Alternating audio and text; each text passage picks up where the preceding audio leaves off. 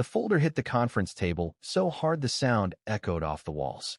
Karen Lowell, queen of the Brookside Park Homeowners Association, actually jumped backward, her manicured hand flying to her chest, eyes wide. For 3 years, she'd ruled our quiet neighborhood with a clipboard, a glare, and a god complex. But now, staring down at the official property deed with my name printed clearly at the top, she looked like someone had just told her the moon was made of cheese. She read it once. Then again, her lips moved silently, trying to find an escape in the ink. There wasn't one. This was the moment I'd been waiting for, the end of her reign of terror. The payoff for months of digging, documenting, and outsmarting her. What she didn't know was that I wasn't just another homeowner she could bully. My name is Ethan Cole, and I'm a real estate attorney who specializes in property law and title disputes. And when Karen Lowell decided to pick a fight with me over my own land, she picked the wrong person. The first knock. 6 months earlier, I'd bought what I thought would be my dream home, a classic colonial tucked into the leafy streets of Brookside Park.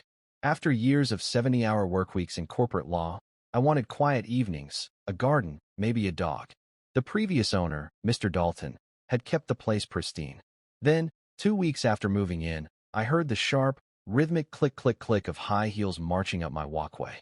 Through the window, I saw a woman in her 50s, hair in a stiff blonde bob, clutching a clipboard and a thick folder like it was a holy relic. She rang the bell 3 times, then banged on the door for good measure. That was my first meeting with Karen Lowell. She smiled, a tight, customer service smile that didn't reach her eyes. "Good afternoon. I'm the president of the Brookside Park Homeowners Association, and we need to discuss several urgent violations on your property." "Violations?" I echoed. I'd barely unpacked. She laid out photos like evidence in a trial. My mailbox was the wrong shade of black. My garden hose was visible from the street.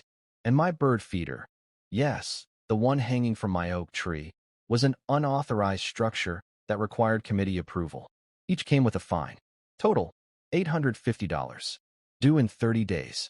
I tried reason. "I'm new here. Could I see the bylaws that mention these?" Her fake smile vanished. "Ignorance isn't an excuse," she snapped. "Our rules are what keep property values high." When I pressed her for documentation, she got flustered and ended the visit with a threat. Failure to comply will result in additional fines and potential legal action. She left thinking she'd intimidated me. She didn't realize she'd just walked into a lawyer's house with fake laws. The paper trail. That night, I pulled out every document from closing and read through the Brookside Park covenants, conditions, and restrictions, CCRs. The original rules were reasonable. No junkyards, no uncut grass, nothing about mailbox paint or bird feeders. But I found a series of recent amendments added by Karen and her board, clauses so absurd they read like satire. Worse, they weren't even properly approved. The original covenant required 60% of homeowner votes for changes. These were signed by only 3 people, Karen and her 2 cronies. The next morning, I called the HOA office and formally requested copies of all current rules and the meeting minutes showing these approvals.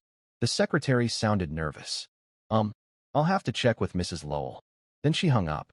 3 days passed. No response. So I sent a certified letter citing state law. They had 10 business days to provide the documents.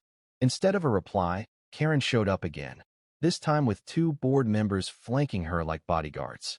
She accused me of being a troublemaker and slapped me with another round of fines.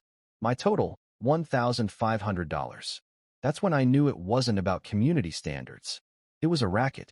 The discovery. I went to the county recorder's office. What I found there made my blood run cold. The Brookside Park HOA had been legally dissolved 3 years earlier for failure to file annual reports. It no longer existed. Every amendment Karen used to fine people was invalid. Worse, the signatures on those amendments belonged to people who didn't even live in the neighborhood at the time. She wasn't just overzealous. She was running a fake HOA, a personal cash machine disguised as authority. I dug deeper. Over the last 3 years, she'd collected tens of thousands from residents, mostly seniors and new families, through intimidation and fabricated rules. Some sold their homes rather than fight. One widower, Mr. Scott Avery, had paid over $4,000 to keep his late wife's rose garden in compliance. When I showed him proof that the HOA didn't exist, he cried. That's when I decided This ends publicly. Planning the exposure. Step 1. Document everything. I installed cameras around my home and saved every letter, threat, and notice. Step 2. Gather the victims. I met quietly with neighbors. Every single one had a story. Fines, harassment, late-night notes threatening liens, whispers about who didn't belong. Step 3. Confront Karen in front of everyone she'd bullied. I invited every homeowner to a Saturday meeting at the community center. Nearly 40 showed up, half the neighborhood. I presented my findings. The HOA had been dissolved by the state. The amendments were never recorded. The fines were illegal. The money was being deposited into Karen's personal bank account. The room erupted. People were furious. Joyce Harper, my elderly neighbor, stood up shaking. She threatened to sue me over my daffodils. Mr. Avery described how she drained his savings. For years, everyone thought they were alone. Now, united, they realized they'd been conned. We decided together we'd confront Karen at her next official board meeting. The showdown. The following weekend, the Brookside Park HOA board meeting began at 3 p.m. sharp in the community hall. I arrived early, setting up my laptop and projector. I had everything: state records, bank documents, copies of checks, and my property deed. When Karen strutted in with her clipboard, she looked confident. "Thank you for attending," she began. "Today we'll be addressing several serious violations and unpaid fines." I stood. "Before we proceed, I'd like to ask a question about the association's legal authority." Her eyes narrowed. Resident comments at the end, Mr. Cole. But the crowd wasn't with her anymore. "Let him speak," someone said. "Yeah, we deserve to hear this," another added. Her composure cracked. "If you continue to disrupt official business," she barked, "you'll be fined and possibly removed from the meeting." Perfect. She'd just claimed official power in front of witnesses. I clicked the projector. The first slide filled the wall, the state record showing the Brookside Park HOA, dissolved 3 years ago. Her face drained of color. "That's fake," she shouted. "Outdated." I showed the next slide, her amendments with forged signatures. Then the checks, made out directly to Karen Lowell. Each one proof of theft. Her board allies quietly slipped out the back. She was alone now, facing 40 furious neighbors. Voices rose. People demanded refunds. Mr. Avery shouted, "You stole from us." And then, the final blow. The deed. I walked up to the table, set down the final folder, and opened it slowly. "This," I said, "is my property deed. And it proves that the small wooded area behind our homes, the land you've been calling common space, is actually mine." Gasps rippled through the room. The deed clearly showed that when Mr. Dalton bought the property years ago, the developer sold him that entire section of land. Meaning Karen had been trespassing for years and issuing fines over land she didn't own. She stared at the deed, her mouth opening and closing like a fish gasping for air. Her entire scheme depended on the illusion of control. The paper in front of her destroyed it. Mr. Avery stood again, voice trembling with anger. "You ruined people's lives for money you had no right to take. We want every cent back." Karen tried to recover, claiming she'd acted in good faith, that it was just a misunderstanding. No one bought it. The police were already aware, and I'd filed complaints with the state attorney general's office the day before.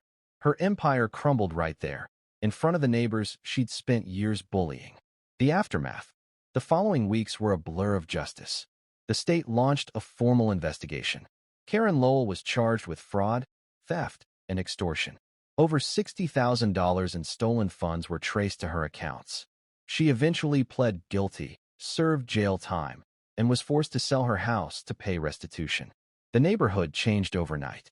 Without her constant harassment, Brookside Park became what it was always meant to be, a community. Mr. Avery replanted his rose garden, and neighbors helped him expand it. Joyce Harper started a monthly book club. People held block parties instead of meetings filled with threats. For the first time in years, kids played on sidewalks without anyone taking pictures for violations. Lessons that last.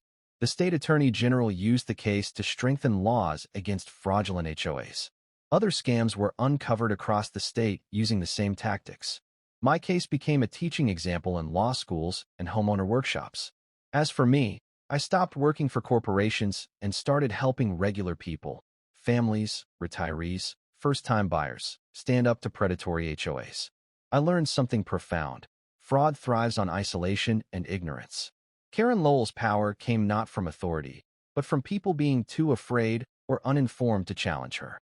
Once we stood together, she had nothing. Today, Brookside Park doesn't have an HOA. We maintain our neighborhood through cooperation, not coercion. Property values are higher than ever, not because of rules, but because people actually want to live here. The wooded area Karen once claimed as common space is now our unofficial nature preserve, walking trails, bird feeders, and benches built by volunteers. A symbol of freedom reclaimed. Sometimes I still look at that deed hanging in my home office. It's more than proof of ownership. It's a reminder that truth and courage will always outlast fraud and fear. And that, in the end, even the most self-righteous Karen collapses when the paperwork doesn't lie.